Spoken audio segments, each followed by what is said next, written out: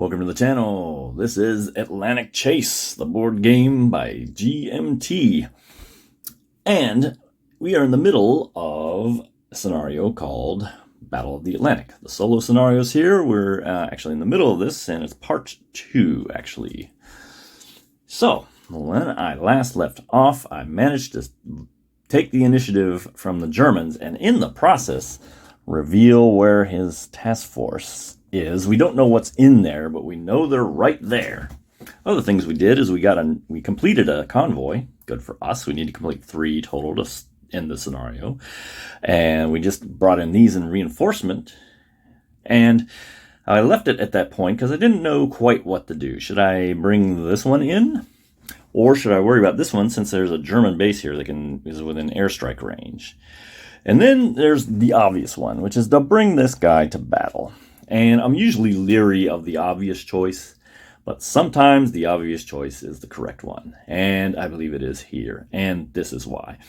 We managed to reveal that one, or pinpoint that one, because he came in, got an intel marker, and we rolled on the interruption table, and we got the kind of rare, but very effective slip result, which allows us to do a reactive signal action against him.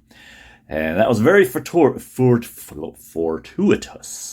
And so I think we need to capitalize that as far as just looking at it from a board game perspective, but also from a historical perspective. This is Britain, the Royal Navy's big moment. This is what they've been after, a chance to catch the Germans out. So that's what we're going to do. Let's sink some Nazis. You're all in cahoots. I knew it. Yep. Okay.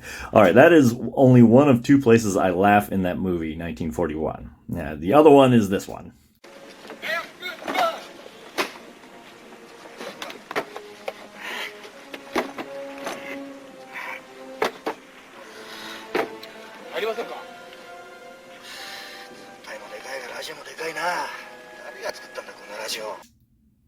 Okay, so let's get on with it.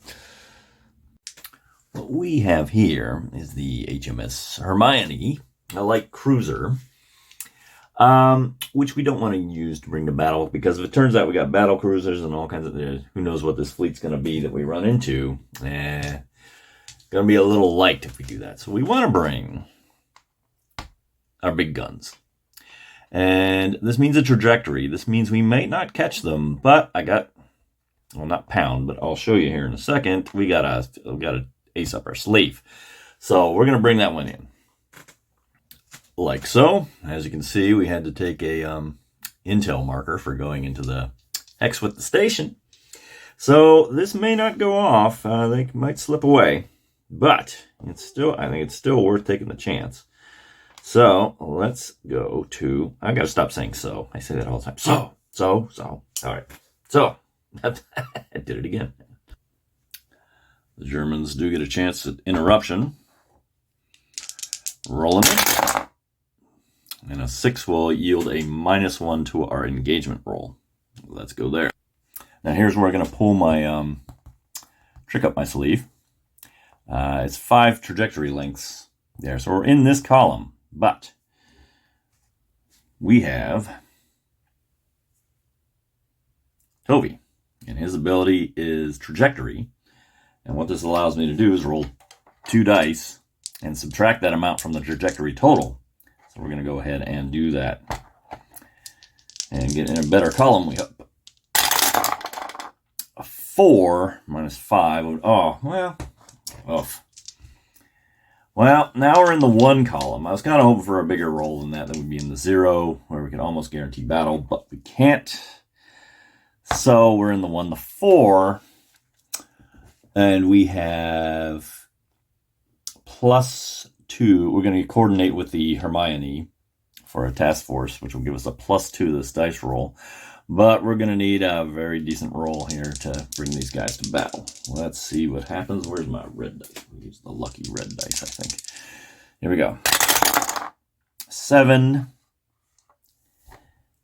8, 9, but it's actually 8 because of the interruption modifier. So we're on the 8 on the 1 to 4. Oh man, well, we're only going to get a limited battle, and we will get a limited battle, even though There may be fast ships in this. It's a very slow convoy because it's unidentified. Or not a convoy, but a task force. So the battle will take place. So we are going to get a one-turn battle at least. All right, set it up. Here's our German identification chart. And notice the little asterisks here. There's the possibility that, not this time, but later, that something like the Tirpitz or the Bismarck would come out. I wouldn't bet on that too much. But let's find out what we got. What are we dealing with here? A 3 on this table means we have 2 battle cruisers. And so, of course, it is our old pals, the Scharnhorst and the Gneisenau. All right, I'm going to put them up here. I don't have their alignment yet. We'll just kind of like that. We don't know what it is yet. Then we're going to bring our guys in. Well, first of all, let's roll on our snafu chart. Okay, 2 dice for this check. Spin, boxcars, which is good visibility. Okay, now things are getting interesting. That means normally this would be 1 round battle, but it's going to be 2. Okay, now we got to decide. Okay, first of all, let's see here. Well, let's go ahead and set ourselves up first. Here's the Rodney, and they're all going to be closing in the far zone here. Rodney, Repulse, Nelson. We got the Kenya, the Galatia, I don't know how to pronounce that, and the Fiji, all closing. Now, the question becomes, what would the imaginary German player do here? He needs to be either closing or running.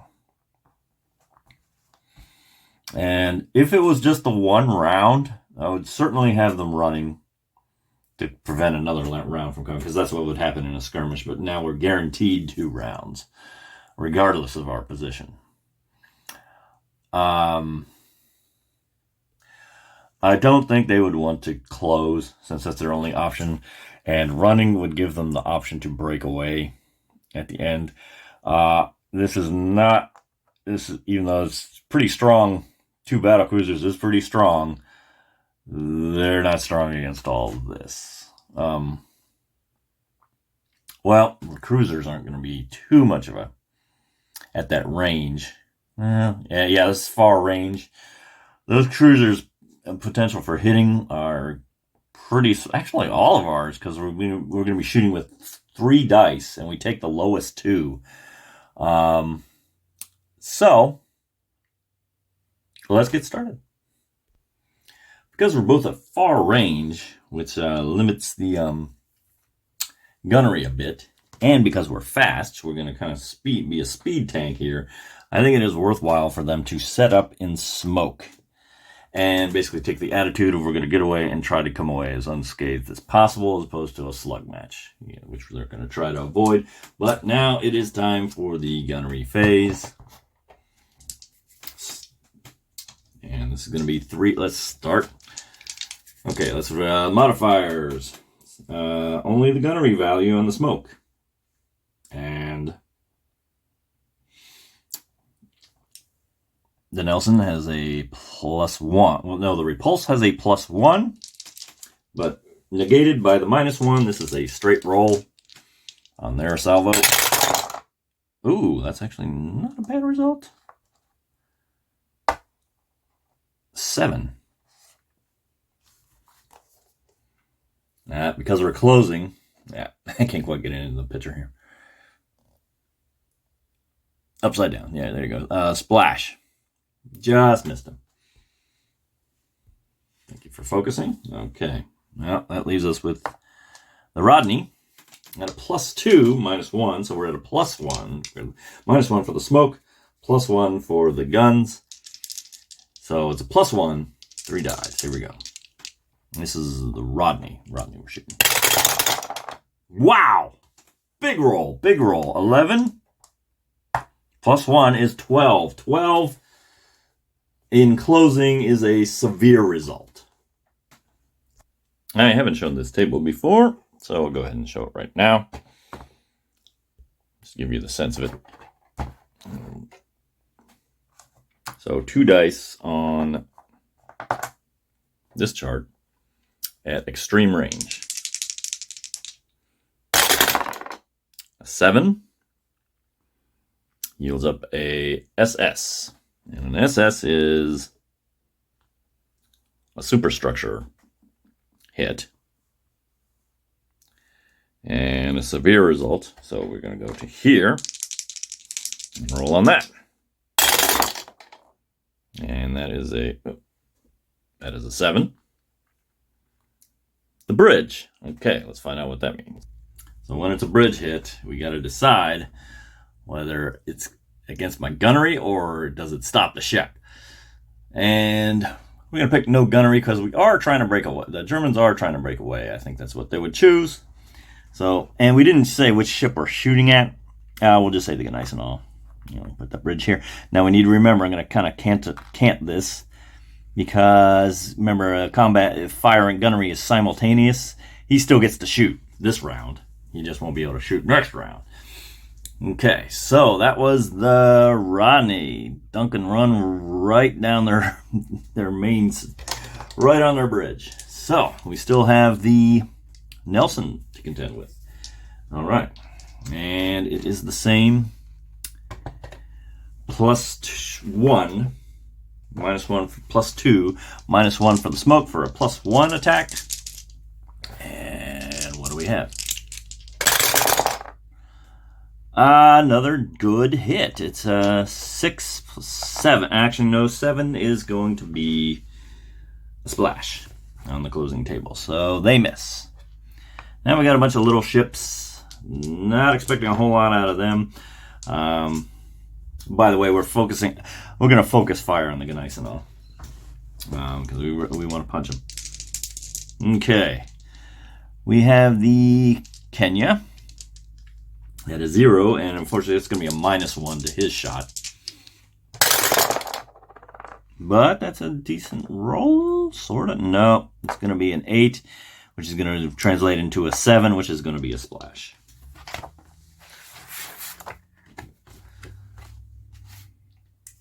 Where's my chart, just to make sure? Yes, splash. And I don't know how to pronounce that, Glacia. I think it's actually a -1, so this is actually going to be a -2 to their shot. Yeah, not even close. Okay, and finally the Fiji at a -1. Nothing. Okay. Now they get to fire back. And they're going to fire at... Okay, they are in the smoke. And unfortunately... So, starting with the Gneisenau, you have +2 at long range. They're in their own smoke, so they have to take a -1. So we're at +1. I'm putting the modifiers here. But since I can target one of these battleships going at slow speeds, that is another +1. That's going to be a +2 to their shot. All right. Nothing doing. And the Scharnhorst will now fire at the same value, +2. Nothing doing. So some goose eggs. Okay. This is now in effect on the Gneisenau. They're still in smoke. Okay, we move to the torpedo step, which no one is in close enough range for torpedoes. We move to the maneuver step. The Germans, I would suspect, would stay far. We're gonna come in. We're gonna come see if we can't put some hurt on them in the next round. So all of them are gonna come up. Now we move to the lingering effects, and this is for the Germans because they have the Gneisenau, and what he can do is do damage control, and that's going to help him perhaps repair this, his gunnery problem. So 3 dice, taking the highest 2. Boxcars, that is going to fix them. But remember, they do have to take a round where they don't have any guns. So they're not going to be able to shoot back next round. So now we move to the breakaway step. And here's a little persnickety rule is only running ships can run, or try to break away, that is. And it's supposed to be individually. Each ship must make the attempt. However, when they're both the same speed and they're both running, they can do it as a group, so we only need to roll once. So they are in the far zones at a +2 to the roll. The enemy ships, however, are near, which would bring it down to +1. They are closing. That would negate. So they're 0. It's a straight die roll. And the closing enemy ships are faster. They are not. So it's just a straight die roll. And the Germans need a 9. So here we go. Oh, they got it. How about that? They're going to get off scot-free. Unbelievable. Okay. Yeah, absolutely scot-free. This comes off. There's no damage. There's no lingering effect. And because whenever you go back to the battle board, you have to do a disengagement, which may end up sinking the ship if you have damage markers on your things. But no. That task force emerges unscathed. They got a hit on them, but it amounted to nothing. They were able to put it all back together. That's the battle. Okay, let's go back. So this becomes this contact marker, as does on the German. Okay. All right, now I'm going to close it out. And we'll catch you next time. Thanks for watching.